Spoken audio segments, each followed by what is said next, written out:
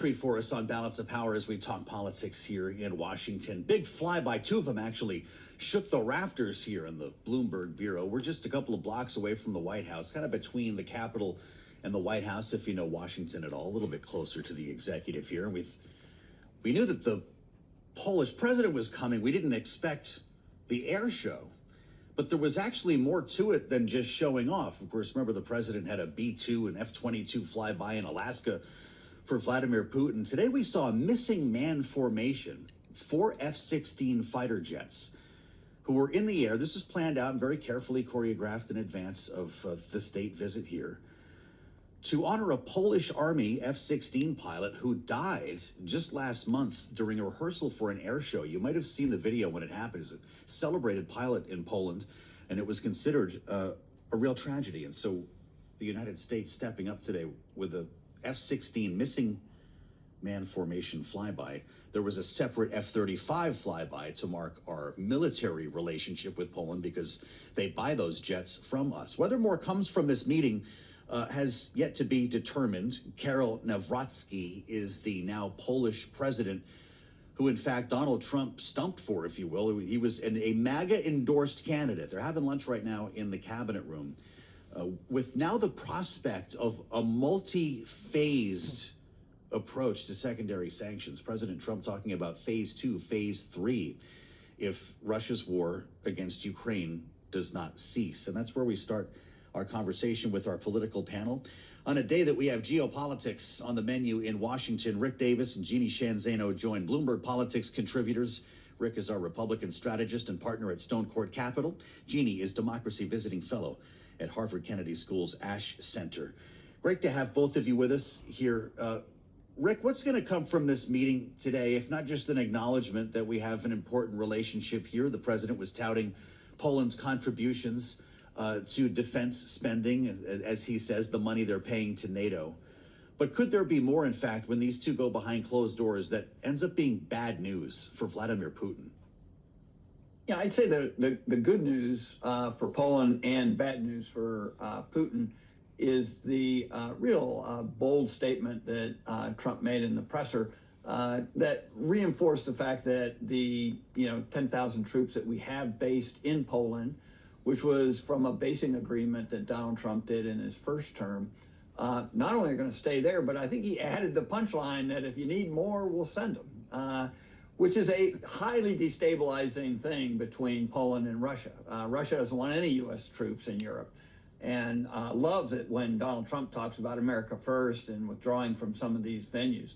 So for Trump to do a full turn with another sort of Poland firster sitting next to him and say, oh, no, we're all in with Poland. We're all in on the defense of Poland. We're all in on stationing troops in Europe. That's got to be that's got to be a stake right through Putin's heart when it comes to the geopolitics of the region right now. Well, we talked earlier about Donald Trump's post having seen the optics in China.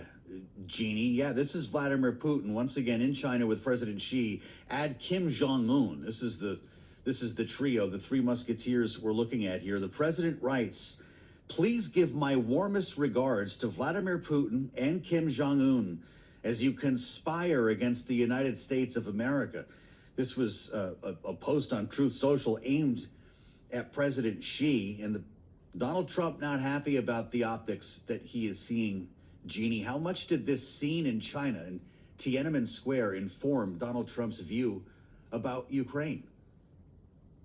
Yeah, I think we all know that Donald Trump is a visual creature, and the imagery coming out of Tiananmen Square has been dramatic and it has been forceful. And I have to tell you, reading that post and listening to Donald Trump in the Oval Office today, I get a sense that the sarcasm is hiding a bit of envy. Donald Trump wanted this kind of military parade in Washington, D.C. not that long ago. He did not get it, as we all know. He had something, but it wasn't anything to match what we're seeing over there. And this is a very dangerous message to Donald Trump and the United States, because it's not just Xi Jinping, Kim Jong Un, and Vladimir Putin. It is the prime minister of one of the largest and most important democracies in the world, India. Modi was there for these talks. And while we're watching in these parades, the big military display, this is also about economics as well. And so what we're seeing here is the vision that Xi Jinping, as he smiles with glee at what he has put together here, has long talked about. These are the alliances that he wants to forge. And the fact that you have Modi there, at least for part of it, that says something to the world, both militarily, but more importantly, economically. India has long been one of the non-aligned countries in the world, and it seems to be choosing a partner or suggesting it could, thanks to Donald Trump's, I believe, his tariffs and some other of these policies that don't make much sense to our allies. President Trump was asked about this in the Oval a little while ago, Rick, about whether he wanted to go or thought he should be there. He said, I don't think I didn't go. I didn't think I had any place there. Is he upset that he's not up there with these other world leaders, or the fact that it's happening at all? He should have the military parades and the relationships with Vladimir Putin and Kim Jong Un. Well, I certainly think there was some aspirational attitudes that Trump had, especially going into this new term, that sometime how all these guys would welcome him with open arms, and that, he would be able to, at the snap of a finger, solve some of these big geopolitical crises. That is just not the case. And I think what we're really seeing, with all due respect to everybody's comments about how envious he is of not being there, is the reality is these are not your friends. And they've made it totally clear. They made it clear in Alaska. They've made it clear in previous meetings. President Xi and his unwillingness to even meet with Trump or have communications at the state level. They've snubbed him over and over and over. And there are some of us who thought that would happen and that he would expect that in his second term. But look, I'm just hopeful that he's gotten the message. These are not our friends. These are our enemies. We need to draw bright lines when dealing with them on statecraft, because they want to see the defeat of the United States. Yeah. And it is a zero-sum game with them. It may not be with us, but it is with them. And I would just remind, look, India has a very good strategic relationship with the United States. We have been working for decades to move them out of the sphere of influence of the Soviets and now the Russians.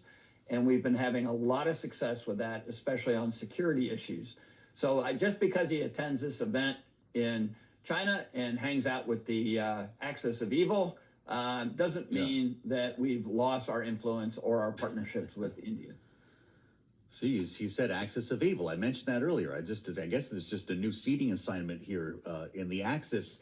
But the President Trump, that is, Jeannie, is also concerned about the way China is trying to rewrite history when it comes to World War II. And he might be onto something here. Writing in this same truth post, the big question to be answered is whether or not President Xi will mention the massive amount of support and blood that the U.S. gave to China in order to help it secure its freedom from a very unfriendly foreign invaders. He says many Americans died in China's quest for victory and glory. And he talked about this earlier today in the Oval Office. Listen to what the president said. I think that we helped China very much, as you know, when they talk about freedom. And I don't believe that, and maybe I'm wrong, I hope I'm wrong, but I don't believe that America, that the United States was acknowledged for helping China to gain its freedom. But perhaps that was just that was a sleight of hand. I mean, I was very surprised. I watched the speech last night. President Xi's a friend of mine, but I thought that the United States should have been mentioned last night during that speech because we helped China very, very much. Of course, Jeannie, he shouldn't be surprised, should he? Well, he absolutely should not be surprised. And this is something we've seen from Donald Trump over and over and over again. He seems to approach everything as if by sheer will of his wonderful personality and his abilities to negotiate and the way that he sparkles, that he is going to magically be able to impact the vision that these many leaders have. And over again, we've seen that personality is not enough for him to achieve these ends. And it's just stunning to hear him say this once again today. If you listen to what Xi Jinping said in that speech, he talked about rejuvenation. What did he mean by that? He meant that when they defeated Japan in World War II, it was the first victory of China over what they described as a century of shame when they were occupied by Japan, and guess who? Britain. Not that Britain occupied them directly, but it was this overbearing of this mammoth Great Britain that controlled about 3/4 of the world at one point in world history. And you know what? They're still confronting this today, and now it is the entire West. What are they trying to do? Say they have enough since World War II of the Western overbearance and the fact that the West, led by the US, seems to be dominating the world, and they're pushing back. And Donald Trump seems surprised by this. Xi Jinping has been saying this as long as he has been in public life, and as long as Vladimir Putin has been saying that he wants to reconstruct the great Russian Empire. So should he be surprised? No. But if he is, it's because he hasn't been listening or paying any attention to what they've been saying. I don't know if this part of the story matters to you, Rick. Obviously, China is not going to tell the history of World War II in the same way that the United States would, or even Russia for that matter. But does this sound like we're setting the stage for a summit between President Trump and President Xi? Yeah, you hope so. Look, good things happen when world leaders meet across the table and can confront the challenges that they have with one another. It doesn't do us any good to ignore the growing influence of China in the region and across the globe, both economically and militarily. There are a lot of issues we have with the way China conducts itself in those spheres, and we should be prepared to confront them with that. Because if we are to peacefully coexist, which would be the goal, not to just assign ourselves the point in history where we are just convinced we have to go to war with China in order to preserve our way of life.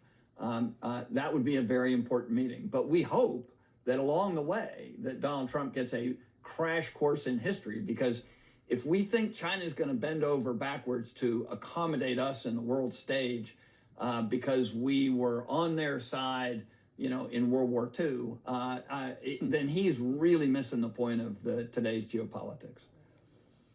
Great conversation and great analysis from our panel. That's Rick Davis and Jeannie Shanzano, Bloomberg Politics contributors, who will return in our second hour. We still have to talk about domestic politics with Rick and Jeannie, including the big conversation today about Jeffrey Epstein in Washington. This did come up as well with the president in the Oval Office, and he brushed it off as a Democrat hoax, which is pretty big news considering the fact that Epstein's victims were holding a news conference only about an hour before he said that here in Washington, D.C. We'll welcome our global television audience to the conversation coming up at the top of the hour. Kriti Gupta will join us as well. We'll have a conversation ahead with Congressman Mike Lawler, the Republican from New York, back in Washington with much more on the agenda and a potential countdown to a government shutdown. It's all ahead here on the fastest show in politics on Bloomberg.